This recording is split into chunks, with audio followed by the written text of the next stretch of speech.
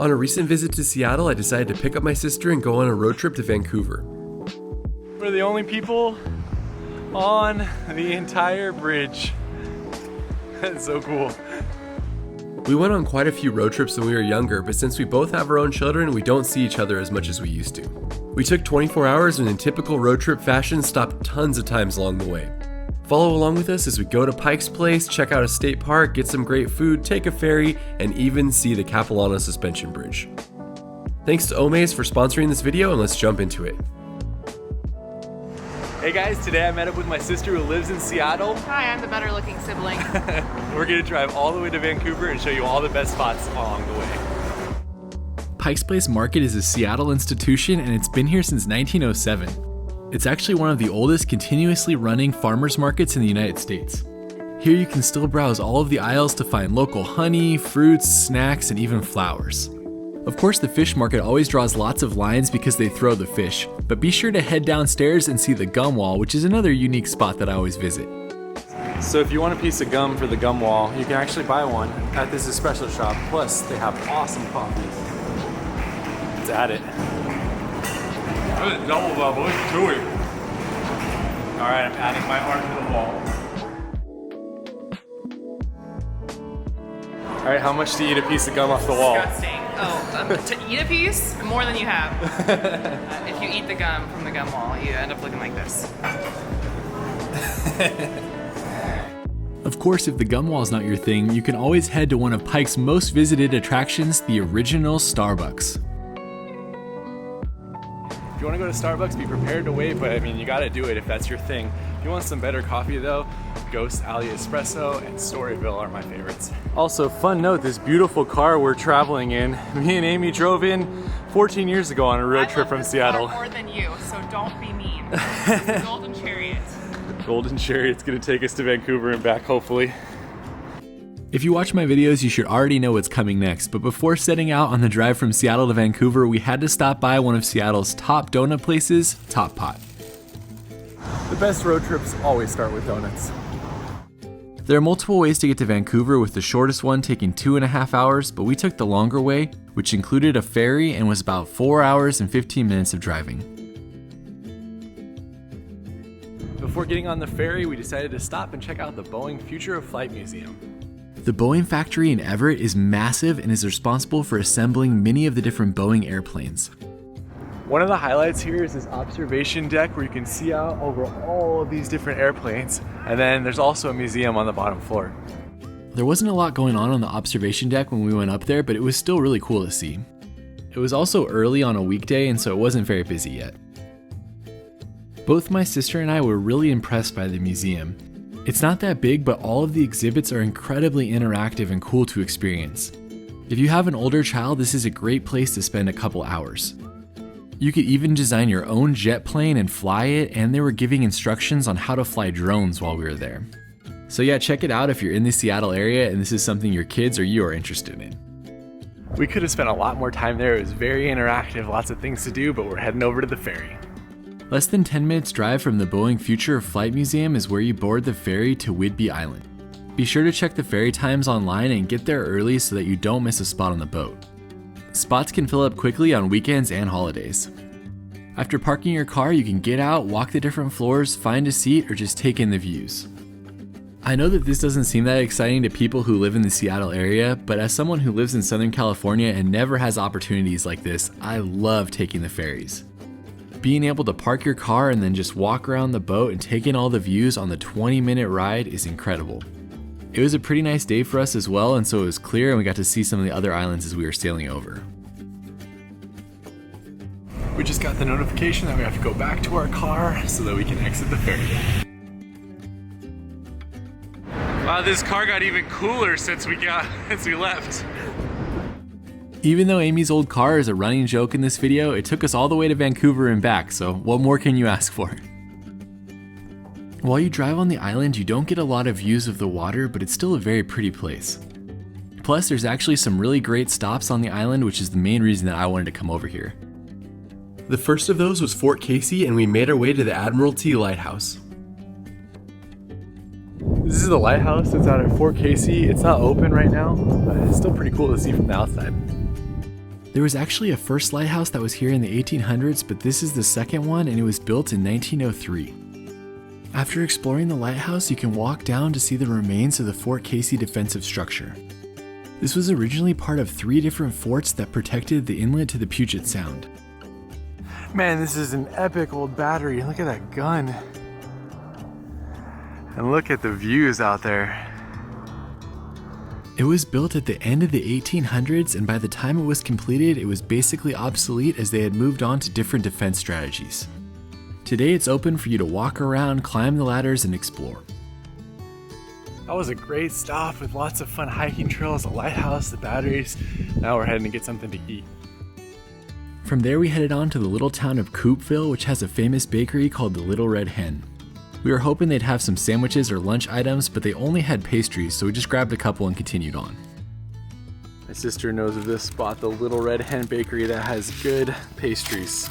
Molasses ginger cookie is a huge win. And this cardamom roll is the top thing. Plus, it's a nice view. Since our pastry shop didn't have any actual sandwiches, we're getting some bagel sandwiches. We got our bagels from about a block up, and now we're at Flintstone Park to eat them. And right behind Amy and the bushes is a Flintstone car. Jack sold this to me as lots of Flintstone stuff, and there's one. I want my money back. You would think that a place called Flintstone Park would have more than one, but at least there's one. Bagel sandwich. Amy got a breakfast one. I got cilantro chicken. I mean, you can't beat this view. It's beautiful.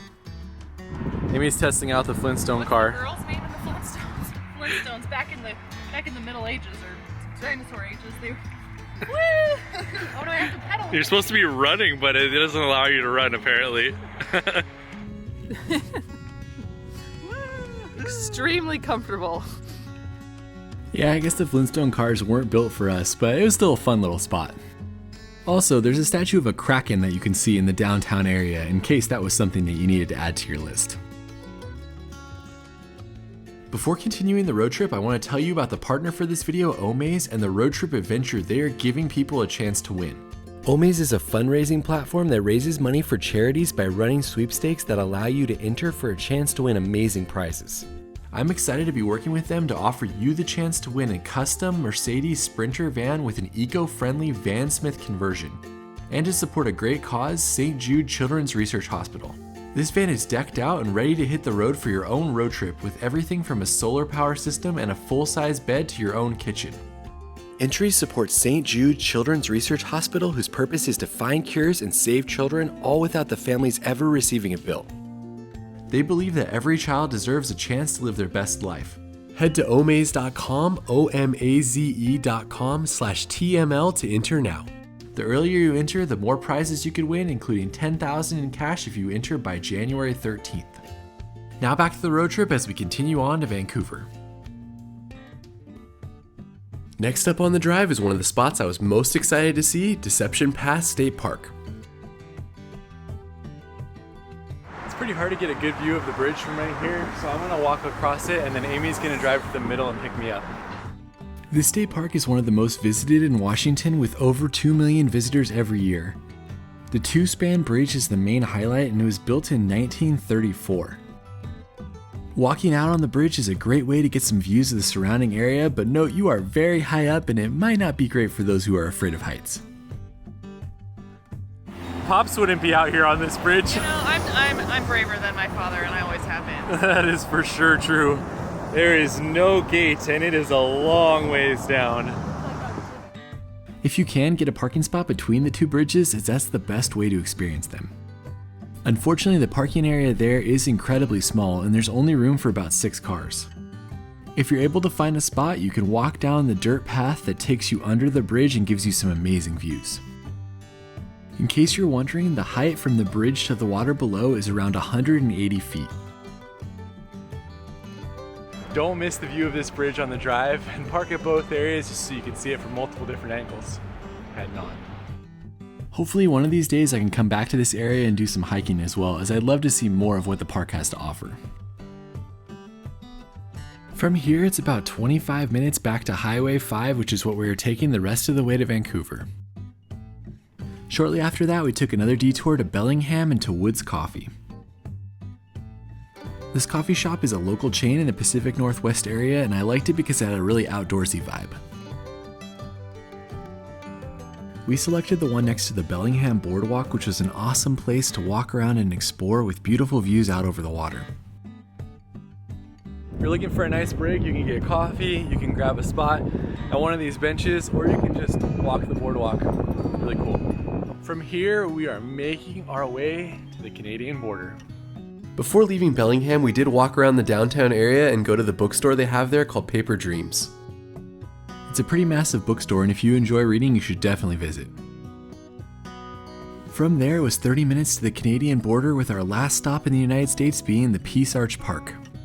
Right before we cross the border to Canada, we are going to see the Peace Arch. We found Pops.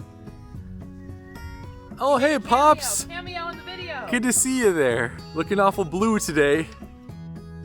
This is an international park in both the United States and Canada. It's 19 acres. There's the US side right there with their flowers, and then the Canadian side with their flowers is right behind the tree. But this is the Peace Arch. Peace Arch was situated here in 1921, with both countries creating their own parks in the 30s. Here's the United States international boundary right here. That's a pretty awesome stop. It's cool to see that right on the border. We're gonna go get in line, see how long it takes for us to get over. We got in line at 3:25 and we're gonna see how long this takes. We picked the right lane, hopefully. We'll There was see. a lot of discussion about what lane to pick. I don't know if it's the right lane yet or not. We have made it into Canada. It took us 27 minutes to cross the border. And we were the fastest lane. We picked the right lane. Picked I the picked right lane. the right lane. Thank you very much. We're in Canada. Cool. Do prepare for more time than you think you would need in order to cross the border. It was pretty good for us on the way in, but on the way back, it took about 2 hours for us to get across. Since it was late in the day when we arrived, we decided to go around Vancouver to get to the #1 attraction we wanted to see. Made it to Vancouver. There was some traffic, but we are at the Capilano Suspension Bridge about 45 minutes before they close, so we can explore a little bit. The Capilano Suspension Bridge was originally created here in 1889. Over the years, it's been sold to many different people and rebuilt a couple of times. As you walk through the bridge itself, you'll learn more about its story and about the story of the people who lived in this area. There's lots of information and well-done displays, including numerous totem poles along the way. Just as a note, this place is expensive, but they do give you a discount if you're here at the end of the day like we are. After 4, they were giving a discount when we were here. There's 3 main things here. There's the cliff walk, there's the bridge, and then there's the treetop adventures. We're gonna do the cliff walk first. The Cliff Walk is the newest exhibit at the park, and it opened about a decade ago. It's basically a series of stairs, bridges, and trails that are only big enough for one person to walk by that go along the granite rock and out over the river. There's the bridge out behind us. This is pretty cool. Look at the cliff walk right there. Feels a little wobbly. It's a pretty good drop for it to have some wobbles. This is a really unique experience and a park full of unique experiences. You'd never do most of these things on a normal day. How is that tree still standing? It is extremely determined. And it's really tall too. When you get to the end, you're greeted with a viewing platform that allows you to see a nice waterfall out in the distance. This shows how water affects erosion. This is 15 years right here, 25, and then all the way to 50.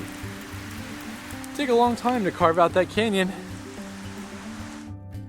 After completing the cliff walk, which is relatively short, we made our way back to the Capilano Suspension Bridge. Amy's getting ready to enter the Capilano Suspension Bridge. Really wiggly. Yeah, this thing is going crazy. Like Indiana Jones. It's probably not great for people who are afraid of heights, as it's a little intense when you're out on it. You can see the cliff walk over there. That's what we were just on. It's been a long time since I had been on the bridge, and I forgot how much it actually moves when you're walking along it. It definitely feels more adventurous than you'd think. There you can see how it's moving. There's a lot of people who just walked over it. We don't have a lot of time left, so we're not doing the whole hike out here, but we're gonna go do the treetop adventures. It's pretty cool. I mean, you can see Amy right there and you can see the treetop walkway way up there. Treetop Adventure is the last main activity that they have here. Watch out, Amy, there's extreme nature ahead. Ah! Extreme nature! This is also a really fun trail to walk on. It's a series of smaller suspension bridges that go between the different trees. On each of the trees, they have platforms where you can stand and look out at the views before continuing on. It's a blast and it's a great family-friendly adventure or even a date idea if you're in Vancouver. Yeah, we are way up high. That trail is way down there. We finished our last part of the treetop adventure. Now we're just gonna head across the suspension bridge and then go into Vancouver. Amy just let us know that there's no nails used in the creation of these bridges. I'm glad we learned that after we finished walking through the whole thing. I have the Capilano suspension bridge all to myself. We're the only people on the entire bridge. That's so cool. The only other time I've been to the bridge, there were so many people all around it and walking out on it, so it was pretty cool to be here at the end of the day and have the entire thing to yourself. We left the park right as it was closing and started to make our way into downtown Vancouver. It was a pretty awesome entrance to the city as the sun was setting while we drove past Stanley Park. Also, check out this crazy building in downtown Vancouver. I have no idea what it is, I probably should look it up, but it was pretty cool to see. Before heading to our dinner spot, I really wanted to see the steam clock, so we grabbed parking and walked down to it. This antique clock was built in 1977 and is steam powered with whistles to tell the time.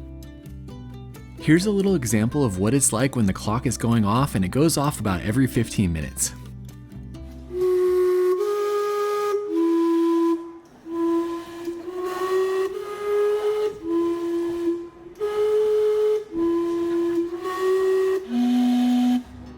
It's a huge tourist attraction and people are always waiting to see it go off. From there, we headed to our last spot of the trip, the world famous Lunch Lady restaurant about 15 minutes outside of downtown Vancouver. This restaurant is based on the food made at the Lunch Lady cart in Vietnam. Cheers.